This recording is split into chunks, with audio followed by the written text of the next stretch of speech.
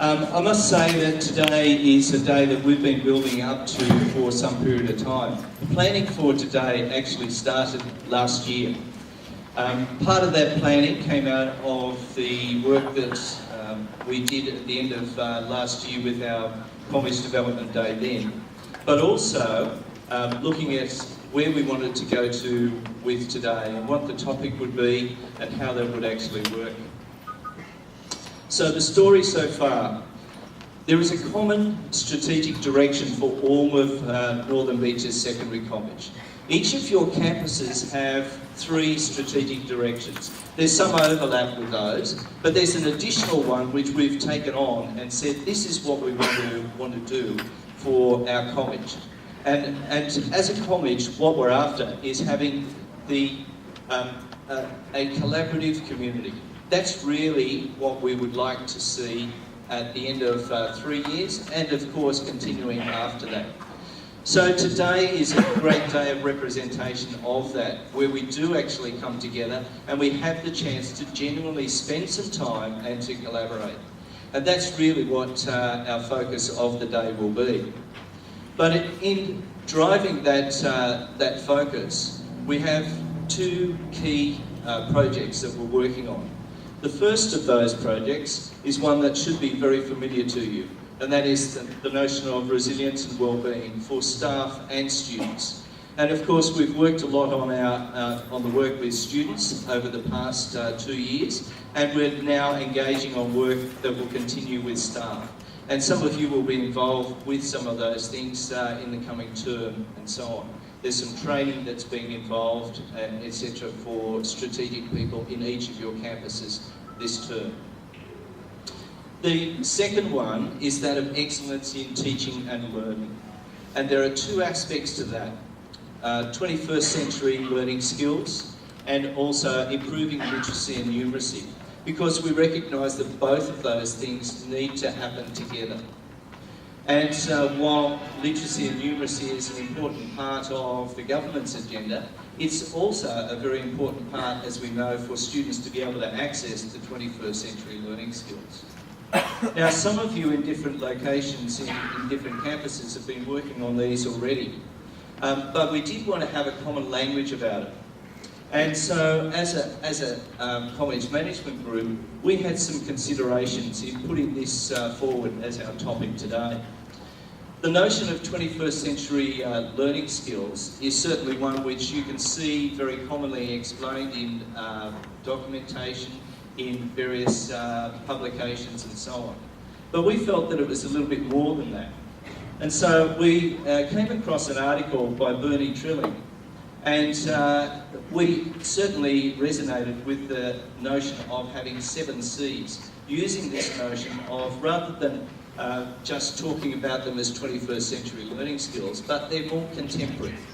They are skills which were used in the past in many cases, but we recognise that they're going to become even more crucial into the future. And that's why we're using that term of 21st century, moving from 21st century learning skills to contemporary learning skills. And that's the topic for today. Well, it's all very well to talk about them, 7 C's, but 7 C's, we need to know what they are. And you'll see them displayed in various ways in the workshops that we're doing today. The 7 C's: critical thinking, creativity, communication, collaboration, computing, cross-cultural, and career. Now, on a day like today, it's all very well to say, let's have a smorgasbord of 7 C's and so on. But there's recognition amongst those 7 C's that there are 4 that are really crucial. And what we've done is today we're going to concentrate on 4 of those. And those are the 4 that we'll be really getting ourselves into today.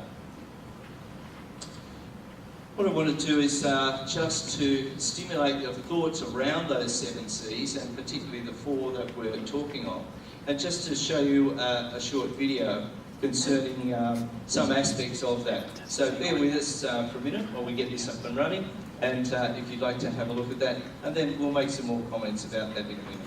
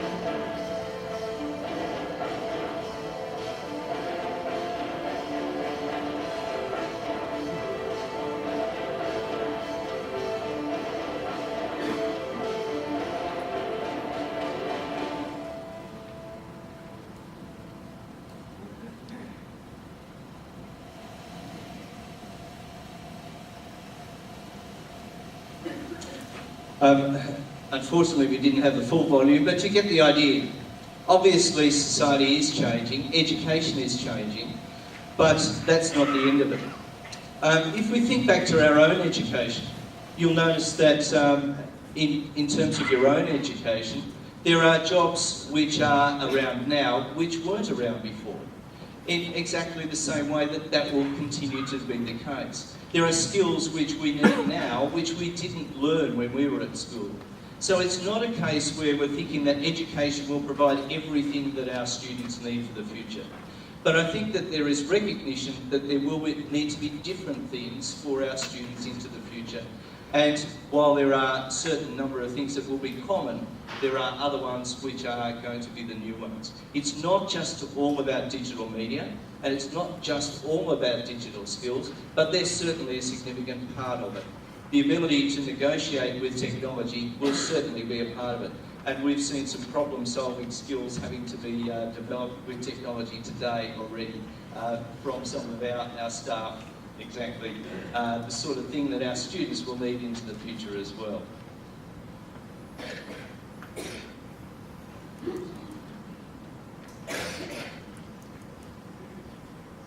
Sorry, we've just got a little holder.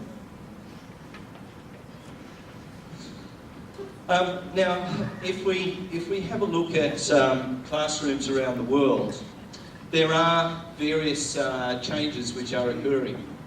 It's not unfamiliar to see classrooms set up like this, where we're having groups of students. Here's a classroom from the UK. In this case, they've got a visiting speaker coming in who is an entrepreneur, and he's working with a group of students looking at entrepreneurial skills as part of a common topic that they're doing in one of their subjects. Here are some students who are involved in a visual arts task. Again, that collaborative approach. These are students from the US.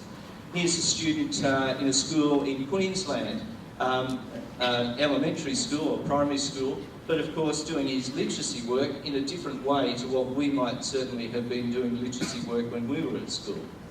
This is a project with some students in high school, which is a technology-based high school in Helsinki, are involved in. They're looking to try and break the world speed record with this car that they've created themselves.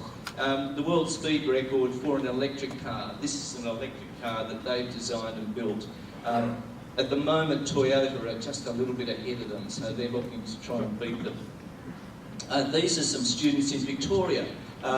They're working in classrooms which are based in pods. There are 4 classrooms all joined together, and there's a team of 4 teachers who work across those 4 classrooms in various ways in order to deliver the subjects that they're delivering and the way in which the teaching fits better with the students that they've got. At times they'll go back to a more traditional classroom where it suits a particular way or topic that they're doing.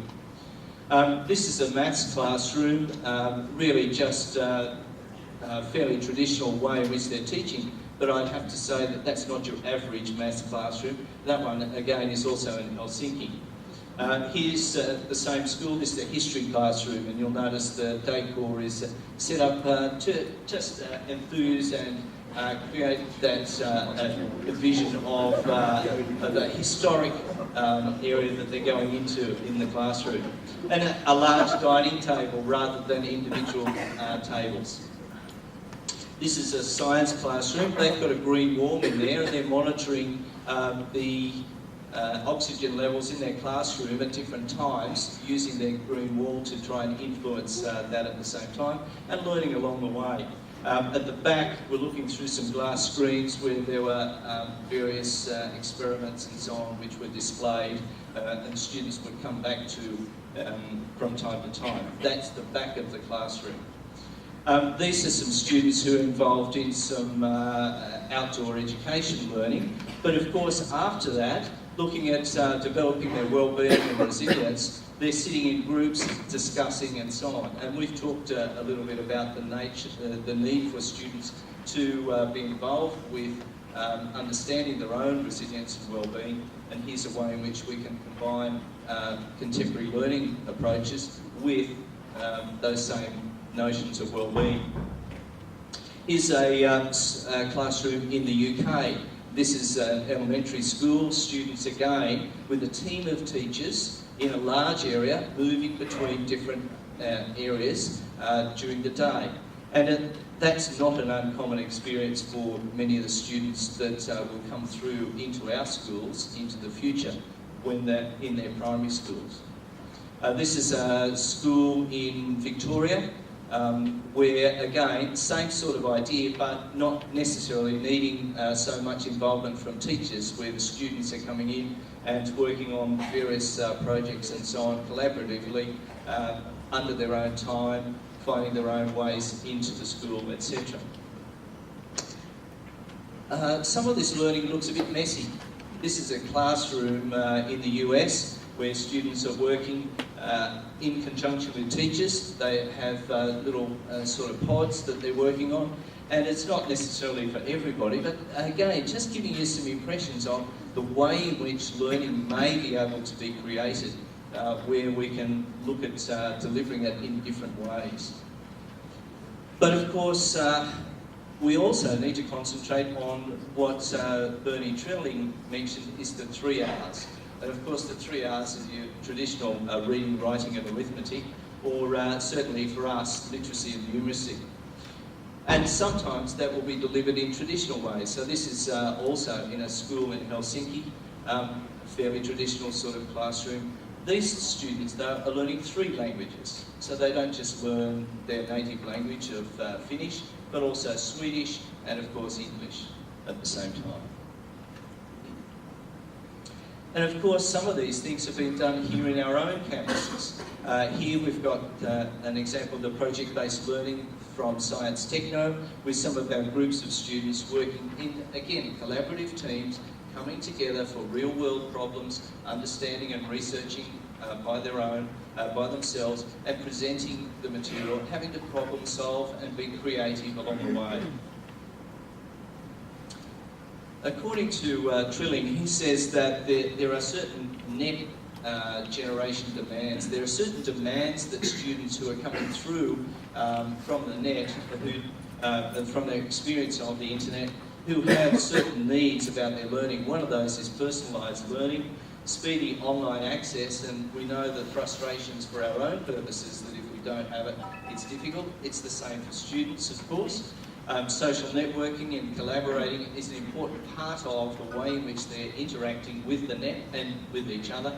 And that sense of playfulness, games, simulations, creative expressions. Now, I'm not suggesting that all of our teaching and learning will be about those things, but if we understand that these are the sorts of needs that students will have and the ways in which they're more likely to be engaged, then there are times when we can tap into that. And I'm hoping that through your experience today that you'll start to consider some of those if you haven't already. Right, what if your students were able to do these sorts of things? They were able to be creative, they were finding learning engaging and invigorating, they were interested in new ideas, they could manage and lead groups, they were digitally competent, they enjoyed motivation and analysis of what's going on, they saw obstacles as a challenge to be worked through, and of course, the bottom line is that they're able to thrive through difficult circumstances. Because we know that there will be difficult circumstances for students to face. What I'd like you to now consider is a question, and I'm going to, at the risk of getting everyone to talk, I'm actually going to get you to share with the people next to you around these questions.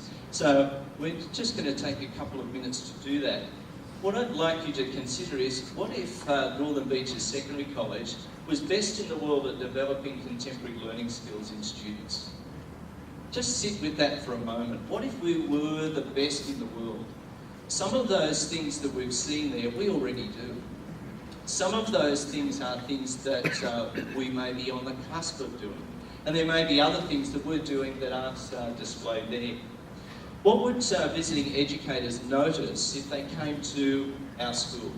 What would they notice there? What would it be like for our students if we were the best in the world at delivering contemporary learning skills? And is any of this already happening? What I'd like you to do is just to take 2 minutes, just to chat with one or two people around you about those questions. At the risk of asking you to talk, I will need to get your attention back at the end because I have to finish off. But I also genuinely want you to talk about this topic, not your holidays. Right, so let's take a couple of minutes just to do that now.